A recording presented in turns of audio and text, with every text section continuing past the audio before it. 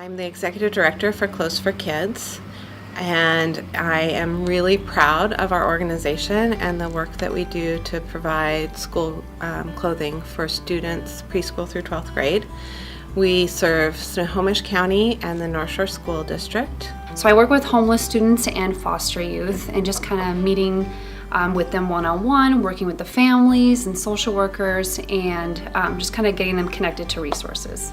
I had volunteered here about 10 years ago. I volunteered on the evening shift, and it was such a rewarding and wonderful experience. I loved working with the kids and the families. I came on a kind of a one-time event, I think preparing for back to school last year might have been, and just got hooked. So I work for the Cocoon House. I'm the North County Advocate. So I'm a mobile case manager serving homeless and at-risk youth.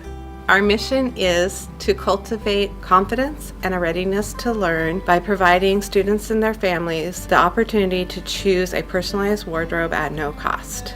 You know, it's easy to say for the older kids. Kids are all about, teenagers are all about, you know, what they're wearing, how they look, what the others are wearing, all that sort of thing. But even the younger ones, you know, you see them get excited about the perfect pair of shoes or, you know, that Spider-Man jacket or whatever it is. And it gives them both excitement to go to school and, you know, the comfort and the warmth that they need in order to do it. When kids don't have good clothes, I mean, it kind of ostracizes them, and they feel that. Even if no one else can see it, they can feel it. If their clothes are dirty or worn, or especially if mom or dad says, hey, you know, we can't afford new pants today. We can't afford a long sleeve shirt for you or a coat. You're just gonna have to make do. And that can really impact a student's self-esteem. It's amazing to see the impact that new shoes and new clothes or jacket or something can just bring. The kids just light up.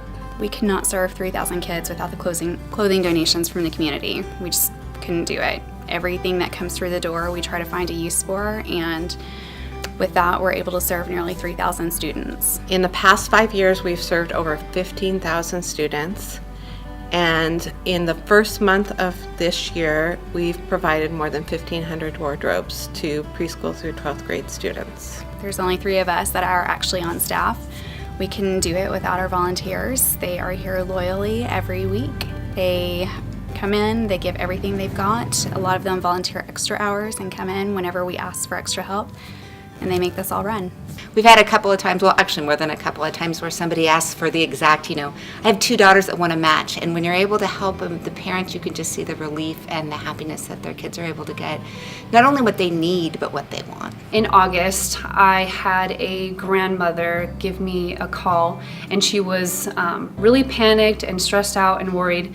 And she just had 5 of her biological grandchildren placed into her home. So that ranged from kids in pre-K to all the way to high school. So she called me up and she goes, Angelica, I was really looking forward to getting the kids connected to clothing, but everything that's offered with the school is during school. And she was hoping to get clothes prior to that so that they were ready to start the school year off. So the only resource I could think of was Clothes for Kids, because you guys open prior to the school year. So I got all 5 kiddos set up with the simple referral form. Grandma picked it up and came here. We had a little girl come in right before school started. She's probably about 8 or 9 years old, and I was checking out and just started chatting with her. It was during the day, so we weren't too terribly busy, and she told me that she was here with her mom's friend because her mom had had an accident a few years ago and had brain surgery and wasn't very mobile and couldn't get around very well. And so her mom's friend was nice enough to bring her in and bring her shopping. And so we talked a little bit longer, and after a few minutes, she pulled a quarter out of her pocket and slid it across the counter to me and told me that she wanted to make a donation. And I was just so impressed by her generosity and her thoughtfulness. She gave us everything that she had in her pocket. So I said, well, come here. Our bonus person, Chris, is here today, and she handles all of our money during the day, so let's give your quarter to Chris to make sure that it's safe. So I took her over to Chris, and Chris was also touched by her story and her generosity, and she gave her a teddy bear that we had in our bonus area as just decoration. The little girl was so happy to walk out with this massive teddy bear that was all hers and a wonderful school wardrobe. So it was just very sweet and touching, and I think we all had a moment that day.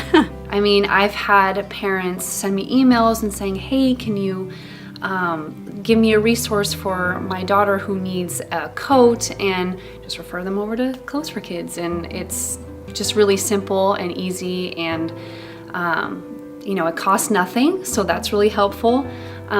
It's really nice that there's such a low barrier in order to access these resources, because in other places it's like the families are already jumping through so many hoops and feel like they already have to do that to access other resources, but this is so easy and it's cost effective. It doesn't cost the family anything. I just want to say thank you so much for doing what you do.